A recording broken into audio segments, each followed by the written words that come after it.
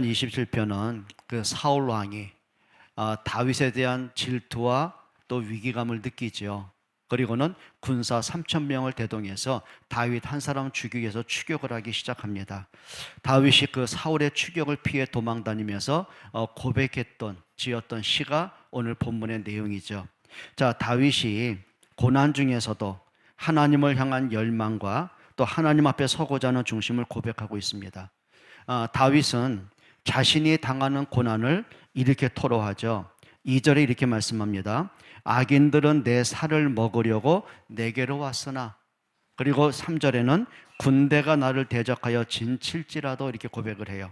자, 이런 죽음의 위협과 고난의 시간을 통과하면서 다윗이 하나님께 바라는 한 가지 일이 있음을 고백합니다. 여호와께 바라는 한 가지 일. 우리 4절 한번 같이 읽어보시죠. 내가 여호와께 바라는 한 가지 일, 그것을 구하리니 곧 내가 내 평생에 여호와의 집에 살면서 여호와의 아름다움을 바라보며 그의 성전에서 사모하는 그것이라. 만약에 여러분이 만약에 다윗이 당한 이런 고난을 겪고 있다고 한다면은 하나님께 바라는 한 가지 일은 뭘까요? 여러분이 평상시에 관심 갖는 것, 여러분이 늘 기도하고 있는 것, 그게 여러분의 바라는 일일 것입니다. 그럼 다윗이 만약에 저 같으면 이렇게 고백했을 겁니다. 하나님, 내가 언제까지 도망자 신세를 면하지 않겠습니까? 저 사울을 하나님이 언제 패하시겠습니까? 하나님이 저에게 기름을 부으셔놓고는 이렇게 왜 고난의 연속입니까? 이 문제의 끝은 어디입니까? 나로 평안히 쉴 수 있는 은혜 주옵소서.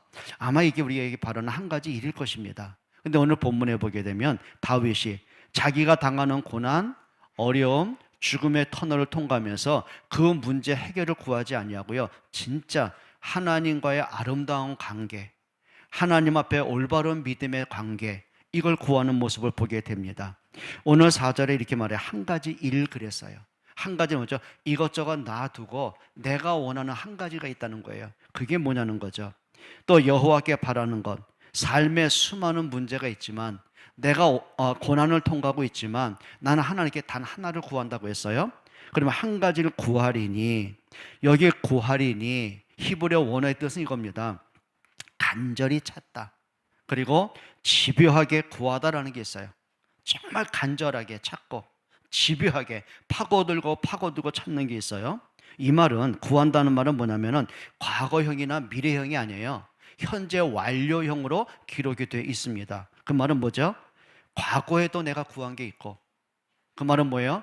내가 어린 나이에 목동으로 광야에서 양을 치면서 하나님께 구했던 게 있고, 내가 골리앗과 싸우면서도 그 순간에도 구하는 게 있었고, 내가 지금 사울에게 쫓김을 당하는 이것도 지금 구하는 게 있는데, 내가 구하는 이것은 내가 죽는 그날까지 하나님께 구합니다. 그게 완료형 동사로 쓰였던 거예요.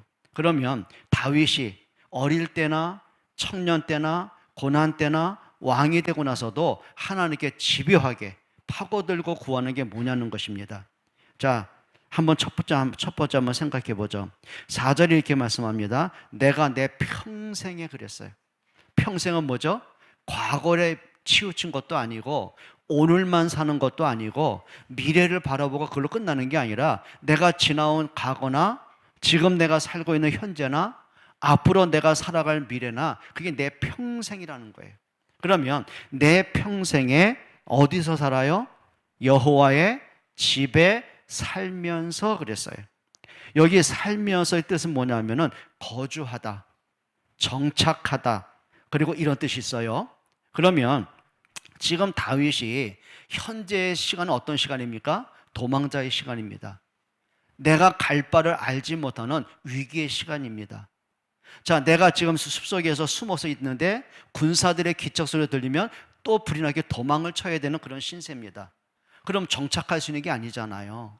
그러면 내가 당하는 문제와 현실적인 문제에 내가 정착한다, 그 의미가 아닌 거예요. 내가 비록 도망자의 신세지만, 나는 힘없는 신세지만, 내가 사울왕과 그 군대를 막을 능력이 없는 신세지만, 나는 내 문제에 갇혀 사는 것이 아니라 나는 여호와의 앞에 살겠습니다, 그 말입니다. 그게 정착이에요. 그 말은 뭐죠? 내 마음이 하나님께 고정됐습니다. 그래서 다윗이 고백한 말 중에 뭐가 있냐면 내가 하나님께 고정하고 그 말은 뭘까요? 내 마음이 고정했습니다. 그 고정의 뜻은 뭐냐면요, 흔들림이 없는 거예요. 사울 왕이 지금 다윗의 인생을 뿌리째 뽑으려고 하잖아요. 그럼에도 다윗은 하나님을 향해 고정된 마음이 변함이 없는 거예요. 그냥 내가 하나님이 필요해서, 하나님의 도움이 절박해서 하나님을 향한 것이 아니라요, 내 생명의 주관자이신 하나님을 알고 고백을 하는 거죠. 그게 뭐야? 살면서 그 말입니다. 여러분, 우리가 인생을 살아가면서 문제 없겠습니까? 여러분이 고민거리 없겠습니까? 어려움이 없겠습니까? 근데 여러분의 마음이, 여러분의 영혼이, 여러분의 삶이 하나님께 정착하는 은혜가 있기를 축복합니다. 그래요, 요셉이 비록 엄마가 죽어서 외롭습니다. 그 외로움, 사랑받지 못한 결핍을 누가 채우겠습니까? 그런데 그 마음이요, 하나님께 정착을 했어요. 하나님의 은혜가 있었고, 하나님의 위로가 있었고, 하나님으로 소망을 갖게 되는 거죠.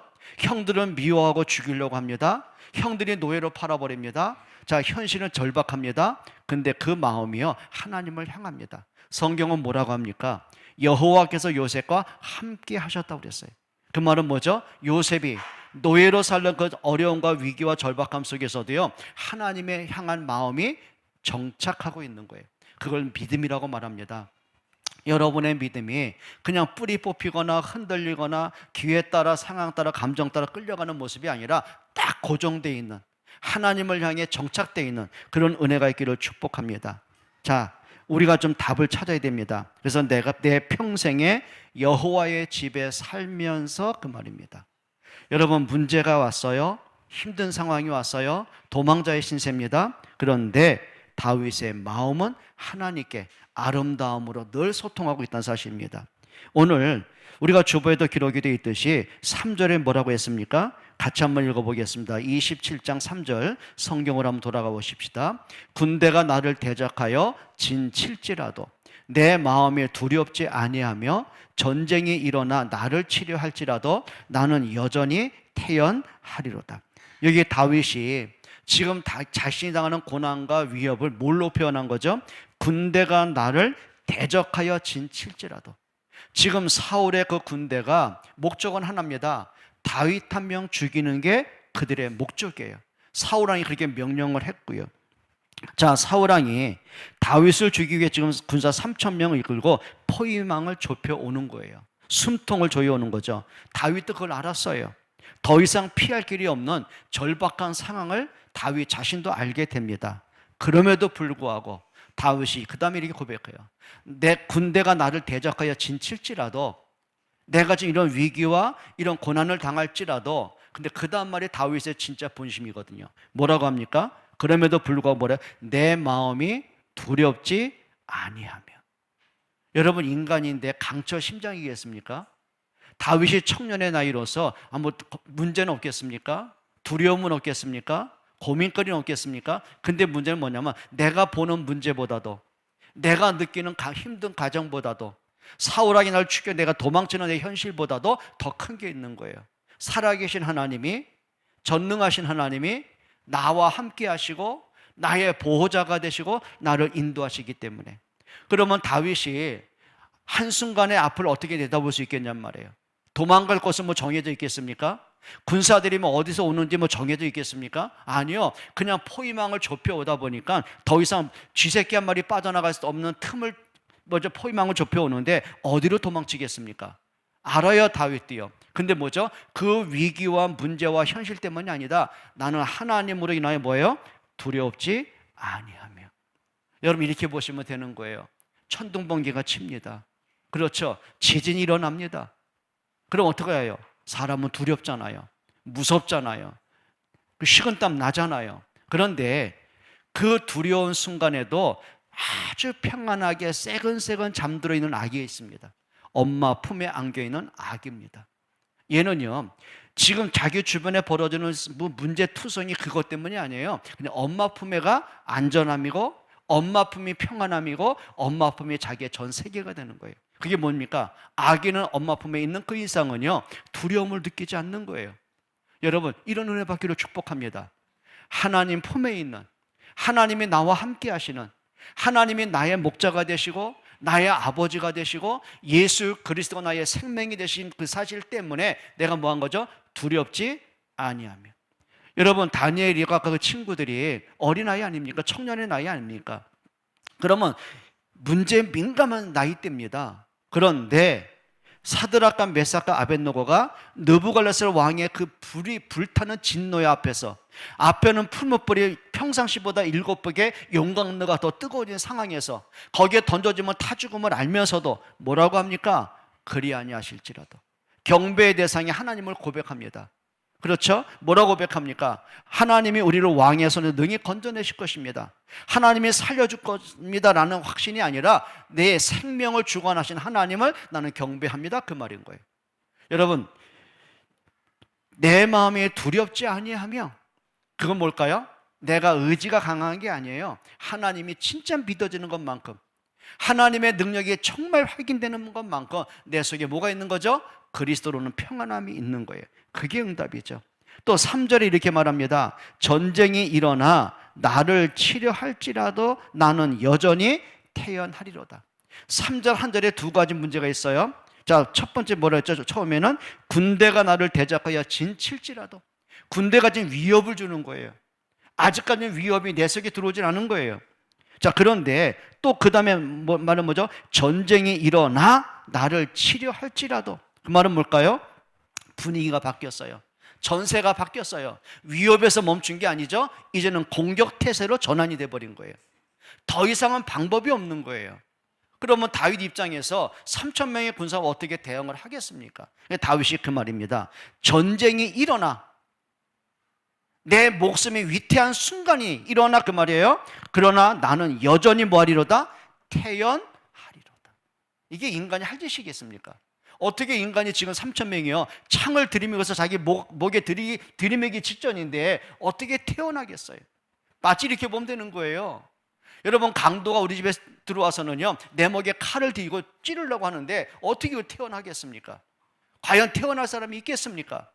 지금 다윗의 문제가 뭡니까? 이렇게 보시면 되는 거죠. 여러분, 다윗이 겪고 있는 지금 고난의 문제는요 시간이 지나면 자연스럽게 없어지는 문제가 아니에요.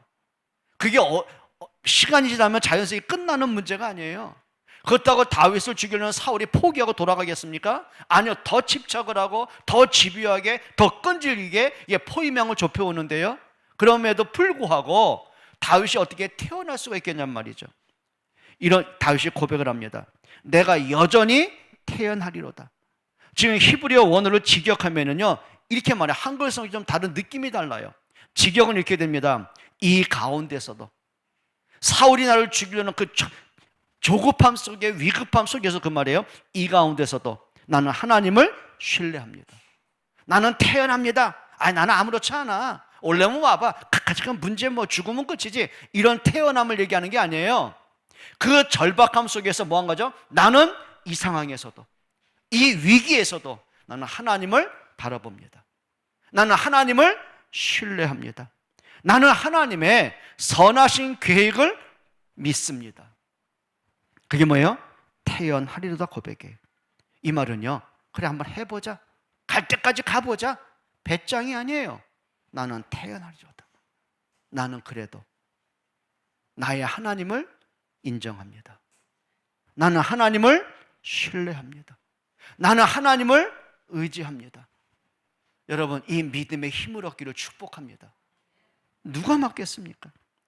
여러분, 다윗은 살아오면서 수많은 위기를 너무너무 많이 겪었어요.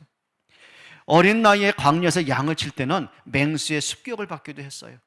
도적의 습격을 받기도 했어요. 그리고 어린 나이에 골리앗과 싸울 때는요 그 누구도 다윗이 이긴다고 격려한 사람이 없어요. 너 나가면 죽어. 모두가 말렸어요.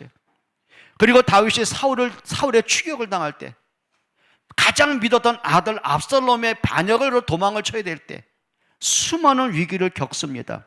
근데 분명한 게 있는 거예요. 그 속에서도 하나님은 단 한순간도 자기를 떠난 적이 없음을 깨닫게 됐어요. 그 누구도 하나님을 막을 자가 없음을 깨닫게 됐어요. 시편 18편에 다윗이 고백한 게 있습니다. 여호와는 나의 힘이시고 여호와는 나의 산성이시고 여호와는 나의 방패시고, 그 말은 산성, 여러분, 적군이 나를 죽이려면 성을 어떻게 해요? 함락을 해야 돼요. 적군이 쏘아대는 화살로 나를 죽이려면 내가 들고 있는 방패를 뚫어야 되는 거예요. 근데 문제는 내가 만든 산성, 내가 만든 방패가 아니고 하나님이 나의 산성이 되시고 하나님이 나의 방패가 되시는 거예요.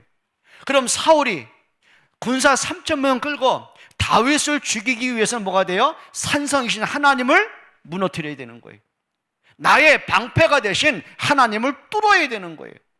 근데 누가, 어떤 인간의 능력이 하나님을 뚫을 수 있겠냔 말이죠. 지금 다윗이 그걸 보는 거죠. 전쟁이 일어나 나를 치료할 때 나는 태어나겠다. 전쟁? 나 개인은 막을 힘이 없고 그걸 해결할 능력이 없고 벗어날 길이 없어. 그런데 그 속에서도 나는 하나님을 바라봅니다. 여러분, 말씀드린 것처럼 어린 아이들은요, 뭐 전쟁이 터집니까? 뭐 집에 뭐 쌀이 없습니까? 문제 터졌습니까? 아픕니까? 관계없습니다. 그냥 엄마 얼굴 쳐다보는 거예요. 아프면 엄마 보고 울어요. 배고프면 엄마 보고 울어요. 놀다가 다치죠? 엄마하고 품으로 달려들어요. 그게 뭘까요? 올 때가 있는 거예요. 의지할 때가 있는 거예요. 나를 안아줄 사람이 있는 거예요. 여러분, 하나님의 여러분 안고 계심을 믿기를 축복합니다. 그게 은혜지요. 5절 한번 읽어보시겠습니다. 이리 말하죠. 여호와께서 환난 날에 나를 그의 초막 속에 비밀히 지키시고 그의 장막 은밀한 곳에 나를 숨기시며 높은 바위 위에 두시리로다. 이게 다윗의 고백입니다. 여기 뭐래? 환난 날에, 다윗이 말하는 환난 날에, 그 말은 나는 이런 고난 겪고 있어, 나는 이런 문제 속에 있어, 나는 이런 고통을 겪고 있어. 그게 자기에게 환난 날에 표현한 거예요. 그 말은 뭘까요? 삶에 부딪히는 치명적인 문제들이에요. 더 이상 내 힘으로, 내 능력으로, 내 방식으로 막아낼 수 없는 치명적인 문제를 얘기하죠. 그런데 그 문제 가운데서 다윗이 고백한 게 뭐죠? 초막 속에, 그랬어요. 오늘 5절에 그 말이죠. 초막 속에 비밀이 지키시고. 여기에 초막은 뭘까요? 하나님의 임재가 있는 것. 그게 성막을 얘기합니다. 지성소를 얘기합니다. 하나님의 보호를 얘기합니다. 성막은 뭡니까? 지성소는 예수 그리스도의 구원을 약속하신 하나님의 언약입니다. 그 말은 초막 속에, 그 말은 뭐냐면 나는 하나님의 언약을 붙잡았습니다. 하나님이 나와 함께 하심을 믿습니다. 그 말이에요. 그리고 비밀이 지키시고. 비밀은 뭡니까? 분명히 있는데 보는 사람만 보는 거예요. 못 보는 사람은 절대 눈에 안 보이고 깨닫지 못하는 거죠. 어떤 비밀일까요? 히브리 원어의 뜻은 이겁니다. 베일로 가리다, 가려져 있다. 그리고 완전히 감추어 찾지 못하게 하다, 그 뜻입니다. 자, 하나님께서 다윗을 위기 속에 감추셨어요. 베일로 가리셨어요. 여러분, 사울 왕에게서는 도대체 이해가 안 되는 문제가 있습니다. 몇 년이 지나가도 그 3,000명의 군사를 대동하고 다윗을 잡으려고 하는데 잡을 길이 없는 거예요. 심지어 어떤 경우가 있냐면은, 자, 팔레스타인은 너무 열대지방 뜨겁잖아요. 그러니까 성경에 보게 되면, 시편에 보게 되면, 그 성경에 보게 되면은요, 이 사울 왕이 뒤를 가리고 동굴 속에, 그 말은 뭐냐면 너무 뜨거우니까, 너무 힘드니까 시원한 동굴 속에 숨어 있는 거예요. 그런데 그 동굴 깊은 곳에 다윗과 그 부하들이 숨어 있는 겁니다. 그때 지쳐서 잠들어 있는 사울 왕의, 그렇죠? 그의 흔적을 자기가 뺏어갑니다. 그럼 나중에 이렇게 외칩니다. 사울이여, 하나님이 당신 나에게 주기 위해서 기회를 주셨습니다. 그러나 나는 하나님의 기름 부은 자를 손대지 않겠습니다. 그러니까 사울 왕이 또 깨닫습니다. 그때 또 내 죽일로 만 그러고요. 내 아들아, 또 그래요. 또 하는 말이죠. 네가 나보다 옳도다. 그랬더니 이제 정신 차렸나 보죠. 한마디 말합니다. 하나님이 너에게 복 주기를 원한다. 군사를 철수시킵니다. 그리고 또 귀신 들리면, 또 생각이 잡히면 또 죽이려고 대들고요. 그러니까 다윗이 이해가 안 되는 거죠. 저 한 놈을 왜 우리가 못 잡을까? 그걸로 끝났겠습니까? 전국에 현상 수배를 걸은 거예요. 다윗의 목에 현상금을 건 거예요. 근데 그 누구도 다윗을 신고하지 않는 거예요. 이해가 안 되겠죠? 왠지 아십니까? 사울 왕이 모르는 게 있었어요. 내 권력과 내 3,000명의 군사와 내 백성들의 신고가 있으면은 다윗 죽이는 건 시간 문제라고 착각을 한 거죠. 근데 아니요, 하나님이 비밀히 지키셨어요. 그를 베일에 감추셨어요. 하나님이 그 누구도 다윗을 찾지 못하게 숨겨 놓으셨어요. 그게 뭘까요? 하나님 그에게 피할 길을 주시는 거예요. 그 다윗이 그걸 아는 거죠. 환난 날에 나를 그의 초막에 비밀히 지키시고, 하나님의 언약 속에 하나님 나를 보호하시고, 그 말이 되는 거예요. 그리고 나를 숨기셨다. 여러분, 우리의 삶에 이런 하나님의 손길을 체험하기를 축복합니다. 축복합니다. 예전에 은총인가 은총이 같아요. 초등학교 1학년, 2학년 때 그때 기억을 합니다. 그때 제 단독주택이 있는데 뭐 가족 집사람하고 이제 은총이하고 이제 대문 밖에서 이렇게 뭐 얘기할 게 있었어요. 그때 이제 애들이 끝나고 오니까는 여자애들 남자애들 몇 명하고 이렇게 쭉 오더라고요. 그러니까 은총이가 손가락, 아빠 쟤야 쟤. 누구 이제 한 남자애를 가리키다가 쟤가 나를 괴롭히는 아이야. 그러니까 얘가요, 불과 거리가 뭐 3, 40m도 안 돼요. 그러니까 자기 들었잖아요. 소리 들리잖아요. 내가 자기를 쳐다보고 있잖아요. 오지도 못하고 가지도 못하고. 그러니까 제가 조용히 불러서 얘 이리 한번 와봐. 그랬더니 푹 숙이고 오더라고요. 너 잘생겼다. 너 힘도 좋게 생겼다. 야, 너 잘생긴 얼굴과 힘 좋은 아이가 약한 여자 괴롭히면 되겠어 안 되겠어? 죄송해요. 뭔지 아세요? 비밀이 지킨다는 말은 뭘까요? 만약에 제가 없을 때 은총이 혼자 있는데 쟤야 쟤 그러면 뭘까요? 이 남자여서 왜 이 새끼야? 이 새끼가 아니라 욕해. 얘 니은에 여의 니은아 그러겠죠. 그럼 어떻게 해요? 또 쥐어박는 거예요. 근데 뭐 때문에 얘가 긴장을 했어요? 아빠가 있기 때문에 그런 거예요. 그게 뭔지 아십니까? 비밀이 지키시고. 여러분, 하나님의 손길 느끼시기 바랍니다. 하나님이 함께 하시면 믿기를 축복합니다. 그게 응답이죠. 또 5절에 뭐라고 합니까? 다윗이 고백을 합니다. 높은 바위 위에 두시리로다. 하나님이 무슨 뭐 절벽에 다윗을 갖다 세우셨습니까? 그게 표현법이겠죠. 똑같아요. 이게 무슨 얘기냐면, 여러분, 독수리가 새끼를 낳아서 이제 키우잖아요. 그럼 어떠할까요? 어떤 짐승도 기어 오를 수 없는 높은 절벽에, 가파른 절벽에, 깎아 세운 것 듯한 절벽에 둥지를 틀어요. 그리고 새끼를 거기서 키워요. 그게 뭘까요? 자기 새끼 보호하는 거예요. 다윗이 그 고백을 하는 거죠. 하나님이 나를 높은 바위 위에 두시리로다. 그 말은 뭘까요? 사울의 군대가 나를 칠 수 없도록 하나님 나를 지키신다, 그 말입니다. 여러분, 우리 삶에서 이런 은혜가 있기를 축복합니다. 하나님이 여러분의 삶의 전체가 하나님의 보호 속에 있음을 믿기를 바랍니다. 그렇게 보셔야 돼요.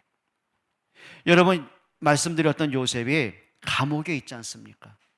그럼 모든 사람은 짓밟습니다. 무시합니다. 그렇죠. 사람 취급하는 노예가 무슨 사람 취급받겠습니까? 그런데 하나님이 그 노예, 초라한 보잘것없는 요셉을요, 높은 바위에 두셨어요. 어떻게 두셨을까요? 그 요셉 한 명을 통해서 그 주인 보디발 장군이요, 감히 함부로 대할 수 없게 만드시더라고요. 이렇게 보십니다. 보디발 장군이 요셉을 뭐라고 그래요? 우리 집에 참 부지런한 노예구나, 참 성실한 노예구나, 어린 노예구나, 그렇게 본 게 아니고요, 보디발 장군이 요셉을 보면 볼수록 하나님이 함께하는 사람이구나. 그게 뭐예요? 하나님이 높은 바위에 두시는 거예요. 여러분, 진짜 좀 복음의 은혜 누리시기를 축복합니다. 그게 응답이죠. 또 이제 내 머리가 나를 둘러싼 내 원수 위에 들리리니 그랬습니다. 그 말은 뭘까요? 내 원수에 들리니. 머리, 그건 멸류관 승리를 얘기하는 거죠. 그러면서 이렇게 말합니다. 6절 한번 읽어보시겠습니다. 같이 읽어봅니다. 이제 내 머리가 나를 둘러싼 내 원수 위에 들리리니 내가 그의 장막에서 즐거운 제사를 드리겠고 노래하며 여호와를 찬송하리로다. 하나님이 다윗의 머리를 들게 하십니다. 그게 뭘까요? 결국은 하나님이 말씀대로 우리의 삶을 이끌어 가시면 얘기하는 거죠. 또 6절에 내가 그의 장막에서 즐거운 제사를 드리겠고, 저는 오늘 시편 27편을 묵상하다가 이 말씀이 내 마음에 딱 담기더라고요. 그냥 다윗이 그냥 하나님을 믿고 그냥 나에게 은혜 주시고 문제를 해결해 주시고 나를 축복하실 그 하나님으로 끝난 게 아니더라고요. 진짜 그 마음 깊은 곳에요, 진짜 그리스도의 언약을 딱 붙잡더라고요. 여기 뭐라고 했어요? 그의 장막에서 뭐예요? 그게 성막에서 그 말입니다. 그의 장막에서 내가 제사를 드리겠고, 여기 원어에는 어떤 힘이 있냐? 그냥 제사가 아니고요, 피 흘림이 있는 희생 제사를 드리겠고 그 말입니다.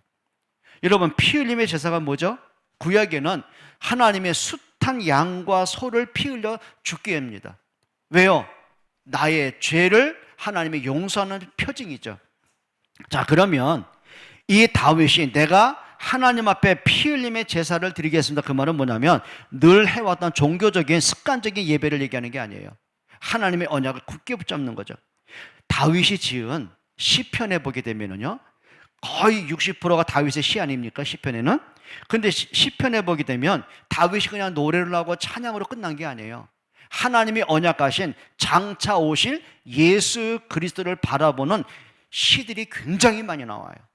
그 대표적인 게 뭐냐면 시편 22편입니다. 그 많은 고백 중에서 시편 22편은 어떤 정도냐면요, 마치 이 다윗이요, 예수님 눈앞에서 보고 눈앞에서 예수님의 십자가를 목격한 것고 예수님의 부활의 현장이 있었던 것처럼 똑같은 고백을 해요. 그래서 이제 시편 20편은 신학자들이 뭐라고 하냐면은 십자가의 시편이라고 이렇게 표현할 만큼 그리스도의 십자가의 죽음의 사건들이 그대로 묻어나 있다는 거예요. 특히 21편 1절에 보게 되면 다윗의 고백이죠. 내 하나님이여, 내 하나님이여, 어찌 나를 버리셨나이까. 그런데 예수님의 십자가에 못 박혀 운명하시면서 하신 말씀입니다. 엘리 엘리 라마 사박다니. 그 뜻은 뭘까요? 나의 하나님, 나의 하나님, 어찌하여 나를 버리셨나이까. 하나님 버리셨습니까? 아니요, 그리스도를 십자가에 죽게 하셔야만 우리를 살릴 수 있기 때문이에요. 그럼 다윗의 고백은 뭘까요? 예수님의 그 고난을 고백을 하는 거예요. 그러니까 많은 삶을 살고 문제를 통과하면서 그냥 참고 견딘 것이 아니라 하나님의 언약을 붙잡고 그리스도의 언약을 붙잡고 통과함을 보게 됩니다. 또 시편 22편 7절로 8절에 이렇게 고백을 하거든요. 나를 보는 자는 다 나를 비웃으며 입술을 삐쩍거리며 머리를 흔들며 말하길 그가 여호와께 의탁하니 구원하실 걸, 그를 기뻐하시니 건지실 건 하나이다. 뭔 얘기죠? 다윗을 보는 모든 사람이 입술을 삐질거리고 조롱하고 비난되고 이렇게 얘기합니다. 저 다윗이 하나님을 의지하니까 아마 하나님이 도울 거야. 뭐예요? 조롱하듯이 얘기합니다. 자, 예수님이 십자가에 못 박혀 죽어가는 모습 보고 바리새인과 서기관과 유대인들이 조롱을 합니다. 뭐라고 합니까? 마태복음 27장 39절에 보게 되면 지나가는 자들은 자기 머리를 흔들며 예수를 모욕하여 이르되 성전을 헐고 사흘에 짓는 자여, 네가 만일 하나님의 아들이거든 자기를 구원하고 십자가에서 내려오라 하며, 그와 같이 대제사장들도 서기관들과 장로들과 함께 희롱하여, 여기 희롱하여 이르되 그가 남은 구원하였으되 자기는 구원할 수 없도다. 그러니까 다윗은 시편 27편에서 그리스도의 고난과 사람들에게 조롱당함을 보면서 뭐라고 하죠? 자기의 모습을 빗대 말합니다.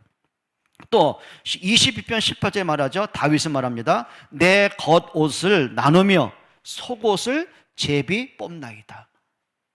자기를 대적하는 사람이 뭐예요? 자기 옷을 빼앗아서 그걸 서로 가지려고 서로 제비 뽑고. 그런데요, 요한복음 19장 23절에 보게 되면 예수님을 십자가에 못 박을 때 어떻게 해요? 군사들이 예수님 옷을 다 벗깁니다. 그리고 예수님 못 박혀 죽어가는 그 상황에서 그들이 비웃고 조롱하면서 술을 마셔가면서 이 옷을 누가 가질 거야? 그래가지고 뭐예요? 제비를 뽑아고 그걸 가져갑니다. 그러니까 다윗이 이렇게 말하기도 하죠. 또 시편 34편 20절에 보면은 다윗의 고백이에요. 그의 모든 뼈를 지키시며 그 가운데 하나도 꺾이지. 그는 다윗을 얘기하는 게 아니에요. 하나님이 언약하신 그리스도를 바라보는 거예요. 그리스도의 모든 뼈를 지키시며 그 가운데 하나도 꺾이지 아니하다. 뼈가 하나도 안 꺾인 거예요. 이게 무슨 얘기인지 아세요? 자, 십자가에 처형받는 제수는 이 사람이 죽었는지 확인하려면 어떻게 해요? 도구를 무릎에 껴가지고 그걸 꺾어버립니다. 뼈가 부러지는 순간 아직도 숨이 붙어있는 사람은 비명을 지르겠죠. 근데 죽은 사람은 어떻게 해요? 아무 반응이 없는 거예요. 근데 성경에 보게 되면 예수님이 십자가에 못 박혀 죽지만은 그 뼈가 상하지 아니했다고 말했거든요. 그런데 로마 군병들이 예수님이 운명한 걸 확인하고 나서는 뼈를 안 꺾어요. 대신 뭐 했죠? 창을 옆구리에 꽂습니다. 성경 말합니다. 물과 피가 다 쏟아졌더라. 그러니까 다윗은 그 삶에서 어떤 순간 어떤 상황에서도요, 그냥 막연하게 하나님의 도움을 구한 게 아니라 뭐예요? 하나님의 언약을 붙잡더라는 거예요. 그러니까 다윗이 고백을 합니다. 뭐라고 합니까? 나는 하나님 앞에 피 흘림의 희생제사를 기쁨으로 드리겠습니다. 여러분 삶에 그리스도의 십자가의 은혜를, 부활의 능력을 바라보는 은혜가 있기를 축복합니다. 그래서 6절에 그 말이야. 내가 즐거운 제사를 드리겠고. 여러분 그리스도의 십자가로 구원받음이 즐겁습니까? 예수 그리스도의 부활로 내가 받은 구원의 은혜가 즐겁습니까? 감사가 회복되는 은혜기를 바랍니다. 6절에 이렇게 결론 내리죠. 내가 노래하며 여호와를 찬송하리이다. 여러분 모든 순간마다 하나님을 향한 찬송과 고백이 회복되기를 축복합니다. 그게 두 번째입니다. 내가 여호와께 바라는 한 가지 뭘까요? 그게 뭐예요? 4절에 여호와의 아름다움을 바라보며, 여호와의 아름다움을 바라보며. 자, 단순히 시각적으로 보는 것을 말하지 않아요. 관찰하고 묵상하고 몰입해서 내 신경을 곤두세워서 보는 것을 의미합니다. 자, 다윗은 겪고 있는 문제를 본 게 아니에요. 그 속에 하나님의 아름다운 선한 계획이 뭔지, 하나님이 이 문제와 사건을 통해서 나를 하나님 앞에 어떤 사람으로 세워가시는지, 그래서 여호와의 아름다움을 바라보며. 혹시 여러분 이러시지 않아요? 자녀를 키울 때 아이들이 뭐 부탁대가 엄마 뭐 이거 해줘 저거 해줘, 그럴 때마다 다 해주는 사람 있죠. 그런데 그 아이가 할 수 있도록, 그 아이가 할 수 있도록 공감해주고 격려해주고 힘을 주고, 그 아이가 그 일을 힘들다고 느꼈던 일을 이루고 나서는 성취감을 보게 되고 그 다음에 또 도전하게 되고. 그게 뭘까요? 그건 엄마의 냉정함이 아니에요. 아이의 미래에 독립할 수 있고 홀로 설 수 있도록 성장할 수 있도록, 그게 뭐야? 엄마의 아름다운 마음들이에요. 사랑하기 때문에 그 아이의 미래를 응원하기 때문에, 그렇죠? 일어설 수 있도록 돕는 거예요. 그래서 다윗이 그 고백을 하는 거예요. 나를 향한 하나님의 선한 계획, 하나님의 아름다운 계획을 내가 바라보겠습니다. 그게 다윗의 고백이죠. 1절 한번 읽어보십니다. 1절입니다. 여호와는 나의 빛이요 나의 구원이시니 내가 누구를 두려워하리요. 여호와는 내 생명의 능력이시니 내가 누구를 무서워하리요. 지금 다윗이 하나님에게 뭐라 그래요? 여호와는 나의 빛이에요.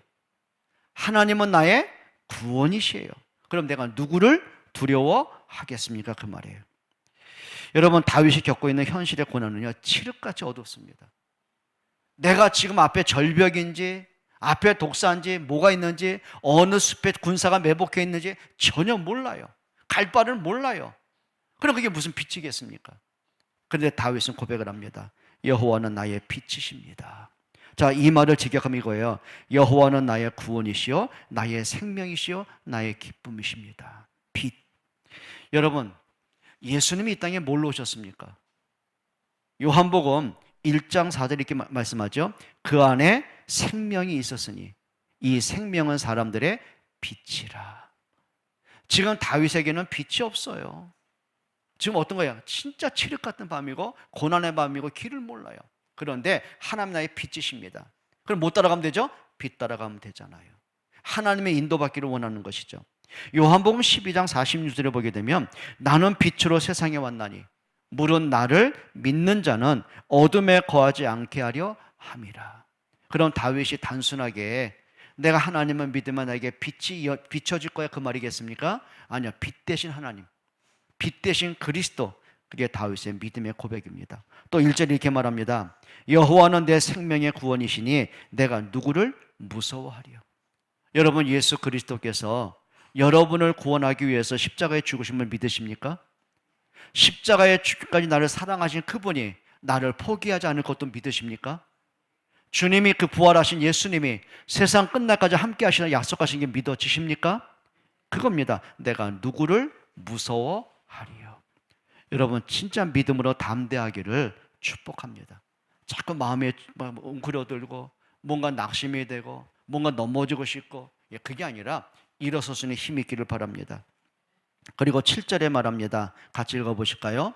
여호와여, 내가 소리내어 부르짖을 때에 들으소서. 또한 나를 긍휼히 여기사 응답하소서. 내가 소리내어 부르짖을 때에 들으시고. 진짜 여러분 속에 이런 기도에 힘을 얻기를 축복합니다. 아까 말씀드린 것처럼 다윗이 힘드니까 빨리 좀 끝내주세요, 그 기도겠습니까? 나는 하나님께 한 가지 소원하는 게 있습니다. 나는 하나님께 소원하는 게 있습니다. 그걸 나는 하나님께 간절히 구합니다. 여러분, 기도에 힘을 얻기를 바라요. 그리고 8절 한번 읽어보시겠습니다. 8절입니다. 따뜻한 말이 나와요. 너희는 내 얼굴을 찾으라. 누가 말하는 거죠? 하나님이 다윗에게 말씀하는 거예요. 위기 만나고 고난당하는 다윗에게 하나님 뭐라고 하셨어요? 너희는 내 얼굴을 찾으라 하실 때에. 그 말은 뭘까요? 다윗, 날 봐. 날 봐. 내가 지금까지 너와 함께한 것처럼 지금 너와 함께하면 좀 봐. 그러니까 하나님, 내 얼굴을 찾으라 하실 때, 하나님 따뜻한 위로의 손길이죠. 그러면서 8절에 다윗이 반응을 해요. 내가 주께 말하되 여호와여, 내가 주의 얼굴을 찾으리이다 하였나이다. 그게 뭐예요? 하나님이 말씀하세요. 다윗, 좀 날 좀 봐. 내가 너와 함께 하잖아. 내가 너에게 약속했잖아. 너를 지금까지 인도했잖아요. 그럼 지금도 나를 좀 바라봐. 그때 그 말씀 받는 다윗의 반응입니다. 그 말씀을 들을 때 내가 하나님의 얼굴을 찾으리이다 하였나이다. 반응이에요. 여러분, 말씀을 들으실 때요, 그냥 아멘으로 끝날 것이 아니라 하나님 바라볼 수 있는 여러분 되기를 축복합니다. 그리고 나서는 10절에 한번 읽어보실까요? 내 부모는 나를 버렸으나 여호와는 나를 영접하시리이다. 이게 오해하면 안 됩니다. 여러분, 다윗의 아버지 이새 아닙니까? 그럼 지금 고백대로 말하면은 내 아버지도 나를 버렸어.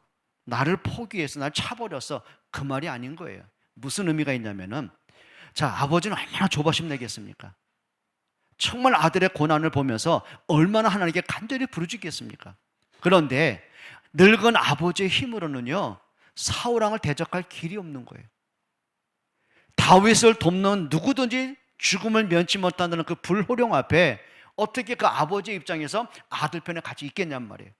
오히려 늙은 아버지가 다윗과 함께 다니면은 오히려 다윗에게 거추장이 되는데, 오히려 더 빨리 발각되는데, 그건 아버지 입장에서 마음만 주고 기도할 뿐이지 도울 길이 없는 거예요. 그러니까 다윗이 그 말합니다. 내 부모도 나를 도울 길이 없으나, 그 말이에요. 근데 뭐라고 했어요? 여호와는 나를 영접하시리이다. 무슨 얘기입니까? 그 누구도 나를 공감하지 못하고, 나를 이해하지 못하고, 내게 도움이 되지 못하고, 아무도 나와 함께하지 못하는데, 그런데 중요한 게 있습니다. 여호와는 뭐 하셨다고요? 나를 영접하셨습니다. 나를 받아주셨습니다. 나를 품어주셨습니다. 그래요. 어떻게 비유할까요? 그래요. 나는 죄와 허물로 죽었어요. 하나님을 대적하는 불신자의 삶을 살았어요. 그런데도 불구하고 하나님은 그리스도를 보내셨어요. 그분을 십자가에 죽게 하셨어요. 그리고 나를 자녀로 영접하셨어요. 영접하는 자, 그 이름을 믿는 자들에게는 하나님의 자녀가 되는 권세를 주셨어요. 그게 뭐예요? 나를 영접하시는 하나님의 은혜입니다. 내 연약함, 내 꼬라지, 내 허물, 내 못남 그 뒤로 하고 나를 품으셨어요. 그걸 은혜라고 말합니다. 이제 다윗이 그 고백하는 거죠. 부모는 나를 버렸으나 하나님은 나를 영접하셨습니다. 여러분 혼자가 아님을 깨닫기를 축복합니다. 그래야 말씀드렸던 요셉이 노예로 팔려와서 뭐 아버지의 도움을 받았습니까? 누가 도와주겠습니까? 그런데 하나님이 그 요셉을 영접하셨더라고요. 그와 함께 하셨어요. 그의 걸음을 인도하셨어요. 그리고 하나님의 말씀을 이루어 가셨어요. 그게 뭘까요? 부모는 나를 버렸어도, 그 누구도 나를 도울 수는 없어도 하나님은 나와 함께 하심을 깨닫기를 축복합니다. 그게 응답이죠. 마지막 세 번째입니다. 한 가지 일. 그게 뭐예요? 4절에 보니까 그의 성전에서 사모하는 것이라. 여기 사모한다, 원뜻은 뭐냐면요, 그냥 단순하게 그리워하다 그게 아니에요. 한글 성경에 좀 약한 표현이거든요. 근데 원어 성경은 너무 간절해요. 어떻게 나오냐면 뜻이 뭐냐면 새벽을 맞이하다, 살피다, 깊이 생각하다. 그 말은 뭐죠? 내가 하나님의 성전에서 새벽을 맞이합니다. 그 말은 뭘까요? 지금 다윗이 밤에 어디로 피할 길이 없고, 그렇죠, 어떻게 솟아날 길이 없어요. 두려운 밤이에요. 그냥 긴장의 밤이에요. 근데 새벽이 되었을 때 어둠이 물러갑니다. 그 뭐예요? 빛이 나를 비춰줍니다. 그 의미를 얘기하는 거예요. 내가 그의 성전에서 새벽을 맞이하겠습니다. 하나님이 나를 통해 하신 내가 바라보겠습니다. 그리고 살펴보겠습니다. 내가 성전에서 하나님이 하신 일을 내가 살펴보겠습니다. 깊이 내가 생각하겠습니다. 의미가 있는 거죠. 4절에 그 말합니다. 그의 성전에서 사모하는 것이라. 이 고백하는 다윗은 그 마음은 단순히 감상에 젖어 있는 게 아니에요. 딱 하나죠. 하나님의 말씀과 선한 뜻을 알기 위해서 마음으로 묵상을 해요. 진짜 깊은 기도가 나와요. 하나님을 바라보는 거죠. 14절에 이렇게 말합니다. 너는 여호와를 기다릴지어다. 강하고 담대하며 여호와를 기다릴지어다. 하나님이 하신 거 좀 보자. 도망자의 입장이지만 하나님이 이 끝에 어떤 일을 이루고 계신지, 하나님이 어떤 선한 목적을 갖고 나를 이끌어 가시는지 한번 기다려보자. 그게 기다릴지어다. 여러분, 조급함이 아니라 하나님의 뜻이 이루어짐을 기다리기를 축복합니다. 마지막 결론입니다. 다윗이 원하는 한 가지 일, 한 가지 일, 겪고 있는 고난이 사라지기를 원한 것이 아니에요. 어떤 상황, 어떤 경우라도 내 평생에 나는 여호와의 집에 살겠습니다. 그리고 여호와의 아름다움을 깊이 내가 집중하겠습니다. 그의 성전에서 하나님의 선하신 뜻을 찾기 위해서 새벽비처럼 세밀하게 묵상하고 구하는 것이라고 이제 고백을 하죠. 저도 그렇고 여러분도 그렇고 우리의 마음이 하나님을 향하는 아름다움이 회복되기를 주의 이름으로 축복합니다. 하나님 고맙습니다. 정말 하나님을 향한 올바른 믿음, 올바른 소원, 올바른 은혜 속에 있기를 원합니다. 예수 그리스도의 이름으로 기도합니다.